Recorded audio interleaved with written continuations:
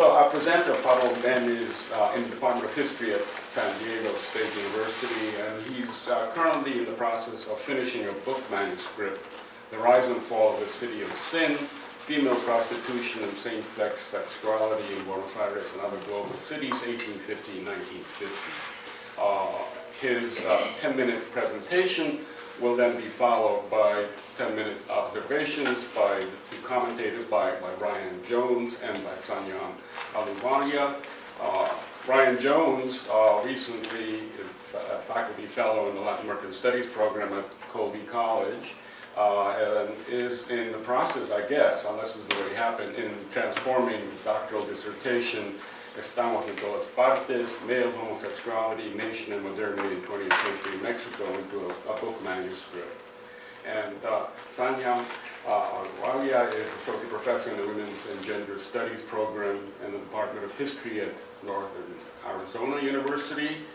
In 2008, through the University of Illinois Press, she published a book, Reproductive Restraints, Birth Control in India, 1877-1947.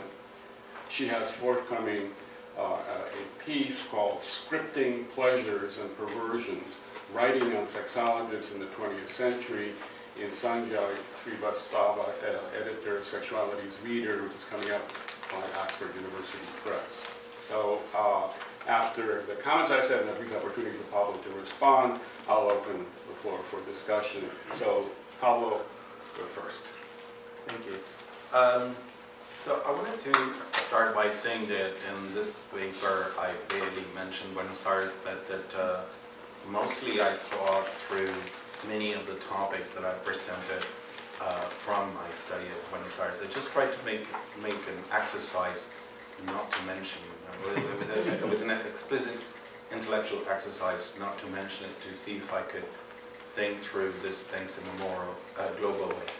But I wanted to give you an idea of what's happening in Buenos Aires, very brief through some graphical things. So this is Buenos Aires, and I made a map. This is circa 1900. So the city today is around all of this, was 13 to 14 million people. But in the 1900, it occupied around this area. In fact, not everything in this area that's kind of like colored and with dots was evenly populated. Everything you see painted in blue are areas that show, in most cases, in more than one source, as cruising areas for prostitutes and for public sex between men. So, you know, I have like, for most cases, I have like several sources that point out to the same issue written. Some of these sources are like 20-cent booklets sold in the streets for people that are barely literate, and that in fact are written with a lot of orthographic mistakes and everything. And others are memories of policemen. So very different kinds of sources are pointing out to the same phenomenon. By 1920, the city has grown to around this area. I mean, it's kind of, every dot you see is a brothel.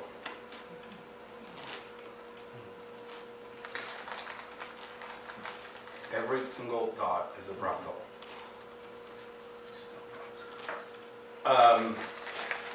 If you read the history of prostitution in Buenos Aires, Sex and Danger in Buenos Aires by Donegal, he reads mostly the only kind of sources that she works with are those of people coming from sexual science, criminologists, textual evidence coming from scientific journals.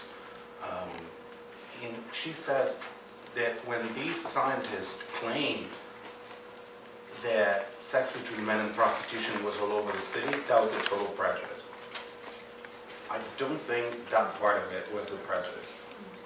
I mean, it's pretty clear.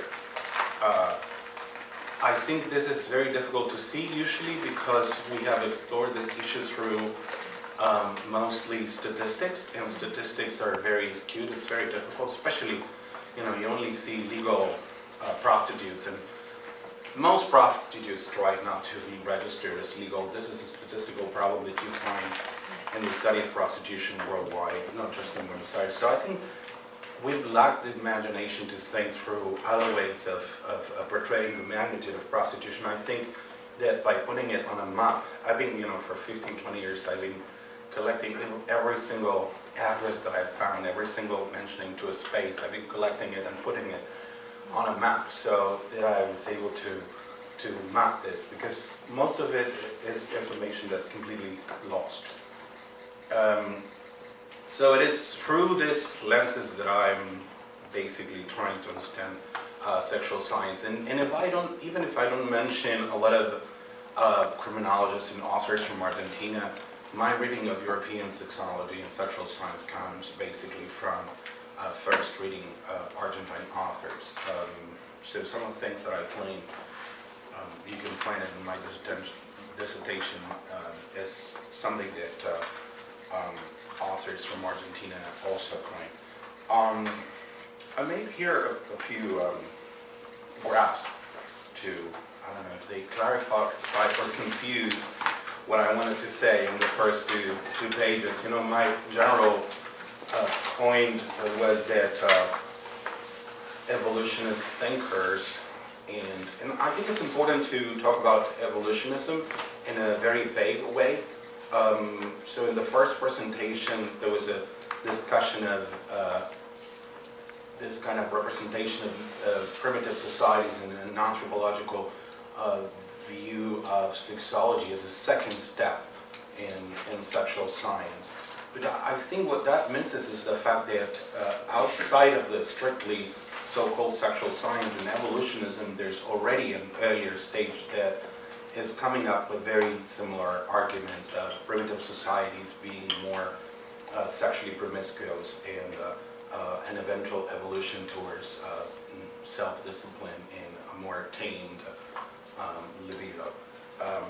And I think you can find this in all sorts of authors. Like, some authors may claim that the sexual chaos of the primitive societies is preferable to the self-discipline of the civilized.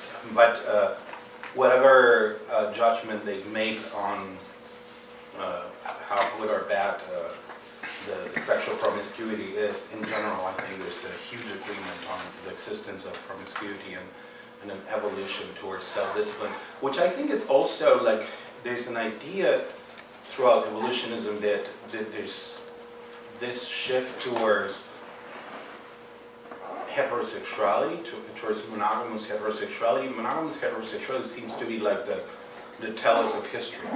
I think you can find this throughout embryology, throughout anthropology, natural evolution, the study of very different kinds of spheres of life and society. You can find this idea that there's an evolution towards a heterosexual telos. Now, in general, I think these evolutionist ideas have been addressed as if they were pure myths. And I think what they're not accounting for is the fact that there's a rise of modern capitalist modernity, that global capitalist modernity that is creating in its first transition a number of cities of sin worldwide, and that there's a disjointed chronology of how this happens, that basically provides the timing for evolutionist thought. Only that evolutionist thought will project this into the whole history of humanity rather than seeing it as something that happened within a century, within one or two lifetimes. It is perceived as something that happened throughout time. But I'd like to conclude. I mean, I don't want to spend much time in summarizing the paper because everyone has read it. I just wanted to make it a little bit more clear in case my writing was too confusing, because it's just a draft. But I wanted to talk a little bit, if we go to the last page, about what's my conceptual framework to think about this. We've been discussing about the notion of globalization, and I'm fascinated with this 19th century idea of the abolition of space. You know, this idea that what was for the case of Mexico, one day at a time, a point in time, 12 days on foot becomes 12 hours by train. So the space is abolished there, basically. And this is a very strong idea in the 19th century. I think we have to take it as fundamental to understand the rise of globalization. I mean, globalization in a way, in terms of its interconnectedness, cannot exist if there's no abolition of space. I mean, what creates the possibility for exchange, I think, is the abolition of space.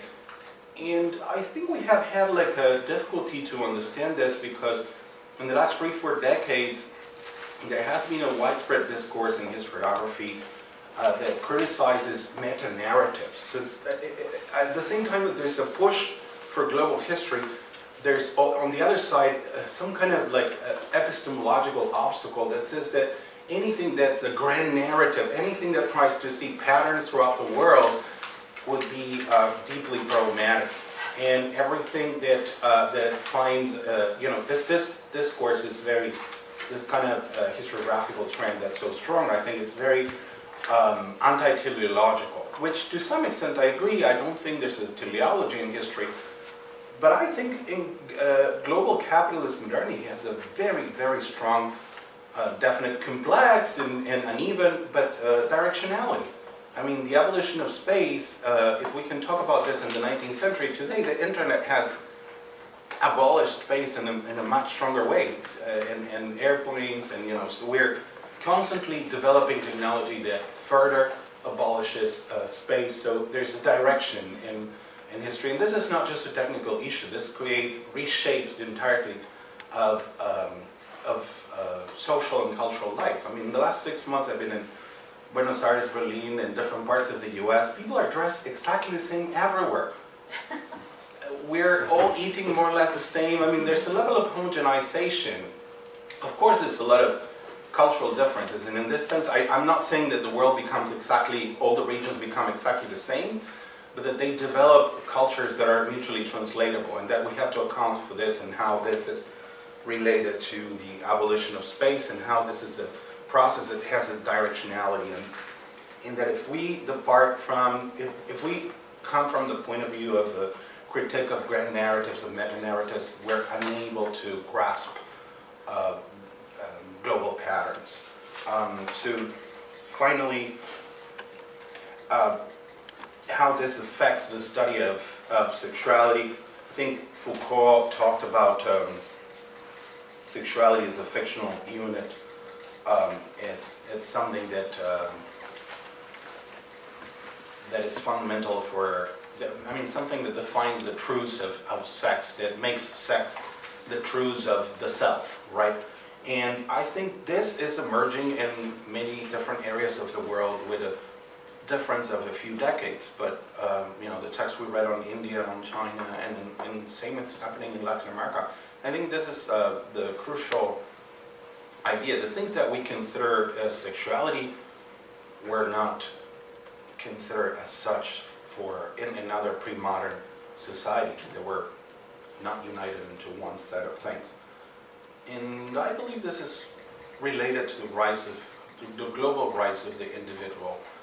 And we have to explore it in that sense as a social cultural, complex social cultural phenomenon, and try to understand sexual science, the emergence of sexual science from there. But I think I'm taking too much time, so I'll stop here.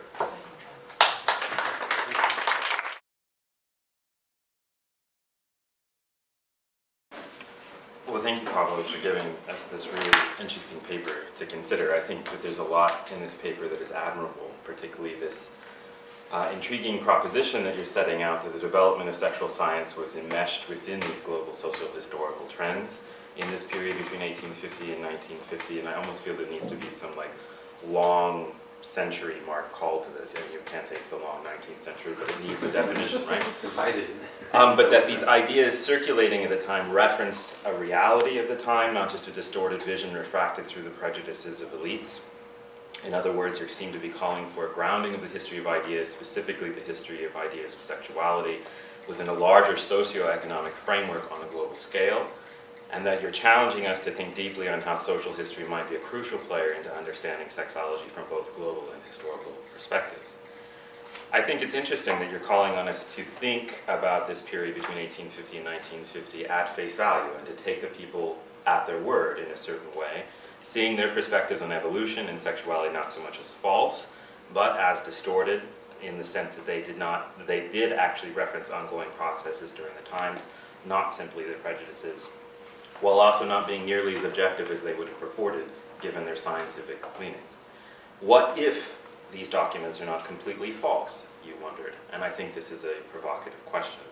So some of the strengths that I think this paper has. I think you've laid out the stakes of understanding sexology historically, in tying the development of ideas of European identity and civilization to how sexuality was perceived across class, race lines, as well as the frontiers between nations and empires. And you're showing how this is becoming very muddy and blurry in this particular period. I think it's pretty admirable the amount of scholars that you have cited, many of whom were not sexologists per se, but you've opened the door for us to think of them. Thinking about Engels, for example, that was one that particularly struck me, and considering how sexuality was an integral part of the modernizing project and the emergence of the West in its own mind as distinct from the so-called rest, the global South, and its own core within the cities. In some ways, I think you're really playing around with the Foucauldian idea of an ars erotica and a scientia sexualis in very interesting ways, and you're doing this with the scope and breadth of the sources that you're engaging across the world. I mean, you're reading an immense number of things to do this.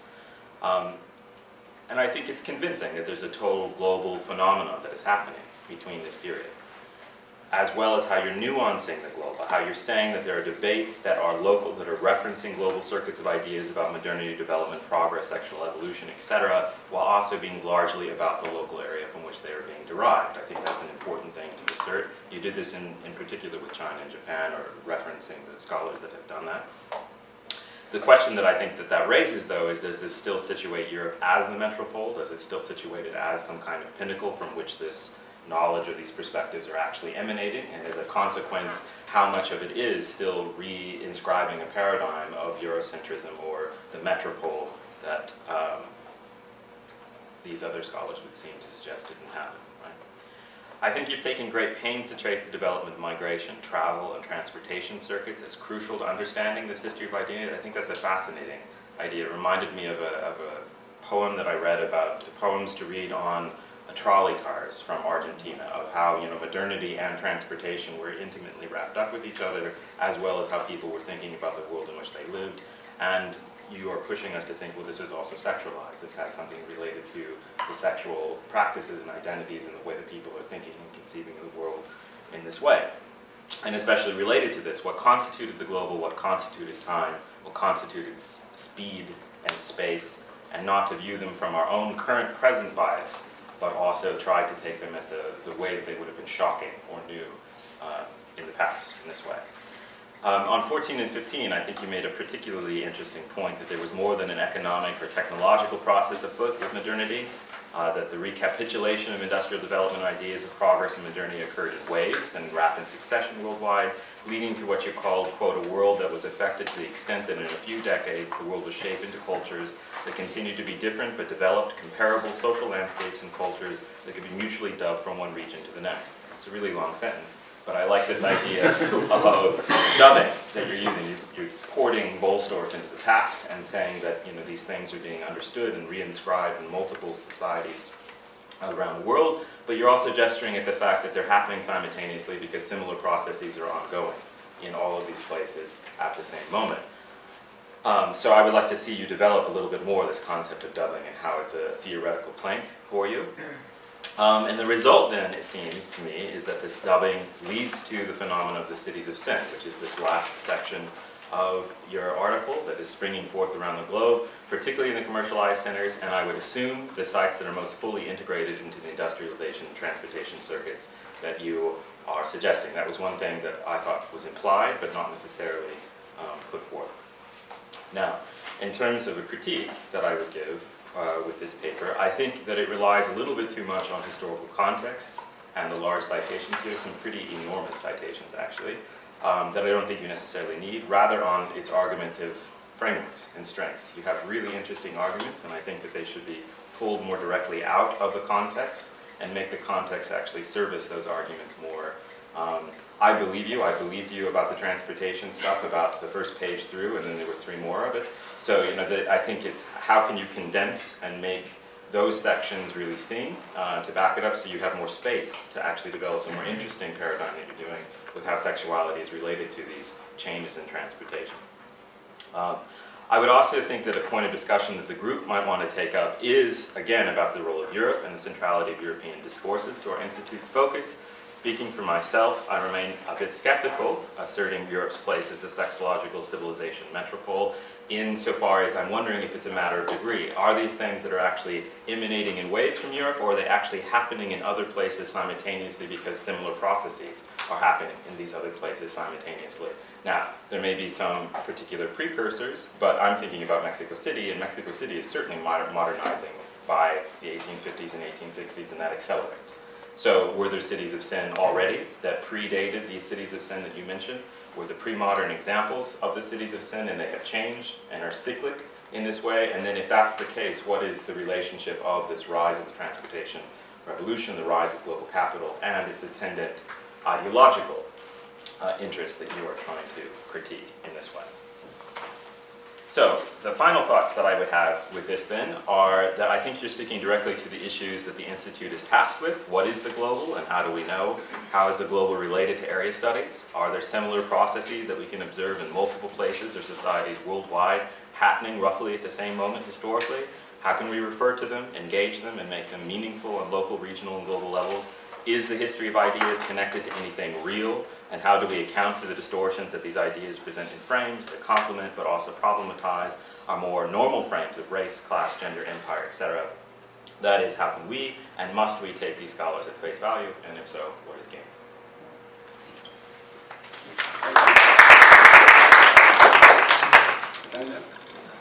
So I'm just going to read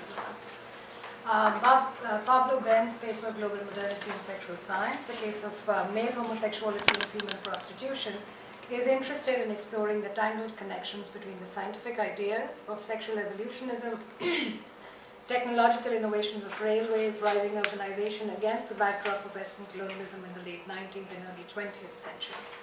The paper provides a thick description of the historical period under review, focusing on ideas and technologies traversing across borders and in the process, unleashing a messy transformation of the physical, temporal, and sexual scapes simultaneously.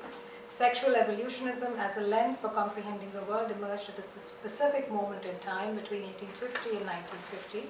What were the material and philosophical conditions that enabled this epistemic construction is carefully fleshed out in the paper. Western sexology drew upon evolutionism to map the spectrum of sexuality from civilized to savage and barbarian. Sexology deployed the idea of linear progression of civilizational evolution from sexual chaos to restraint in order to naturalize the Western bourgeois heteropatriarchal organization of reproductive sexuality. Any digression then from the model was simply read as an expression of lower evolutionary sexual behavior in need of reform and recasting.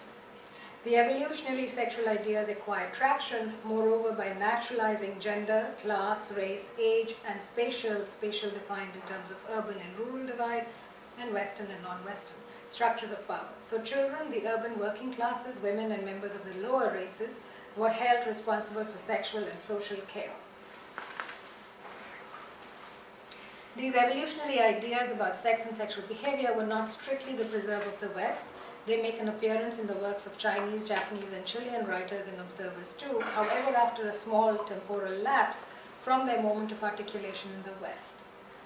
Evolutionary ideas about culture and sexuality did not emerge within a material vacuum. It was the phenomenal and unprecedented revolution in transport with the emergence of railways that radically altered the spatio-temporal realities of Euro-American lives. It was this reality that made evolutionary ideas particularly compelling to those who witnessed the transport revolution in Europe and America. Given how people's lives had unrecognizably changed over a course of their own lifetime in the Euro-American world, from the late 19th century into the early 20th century, evolutionism became the grid through which their new reality became comprehensible and intelligible to them. From helping Westerners comprehend the spatio-temporal shift in their lives, evolutionism also provided them with a ready lens for understanding the sexual landscapes of their own cities and those of the colonized worlds more generally. With the transport revolution were linked urbanization and migration, giving rise to the phenomena of cities of sin. However, over time, with shifts in industrial, urban, and migratory patterns, cities of sin were able to sanitize their spaces and combat the evil of prostitution and sexual inversion.